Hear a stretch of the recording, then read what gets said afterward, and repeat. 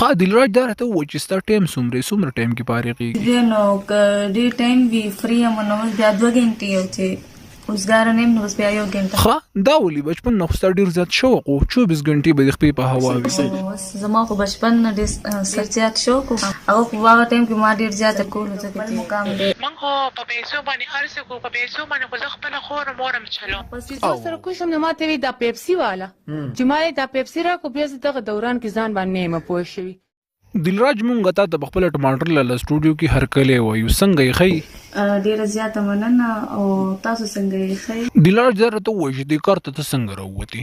زما ډېر زیات شوق او ما به نو دغه مې غوښتل چې ما نه هم یو دا راته ووایه چې په اولنۍ شپه باندې څنګه وي خوشحاله وي که خفه وي؟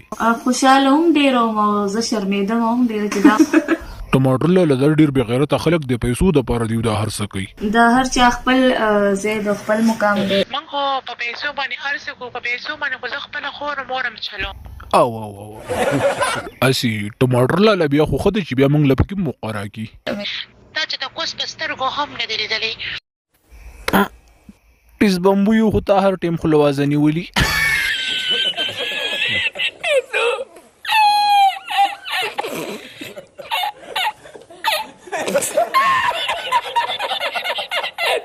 ښه دلراج دا راته ووایه چې اولنۍ شپه دې څنګه وه کته چې ورسره کوش وي نو څه یې درته وي؟ خو ما تاسو ته ووایي چې پهله چې ما کته چې دا څنګه نه نو زه ډېره زیاته شرمېدم بیا د هغې نه پس چې زه سره کوشم نو ماته وی دا پیپسي والا چې ما دا پیپسي را کو بیا زه دغه دوران کې ځان باندې ما پوه شوی.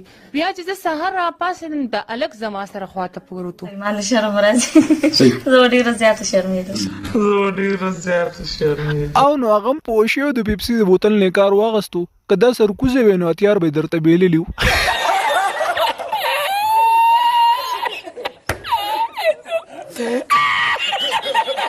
ها دلراج دا راته ووایه چې ستا ټایم څومره ټایم کې فارغېږي؟ بیا نو که ډېر ټایم وي فری یم نو بیا 2 غنټې یو چې اوسګاره نه یم نو بس بیا 1 غنټه. ښه دا ولې بچپن نه خو ستا ډېر زیات شوق و 24 غنټې به د خپې په هوا وي.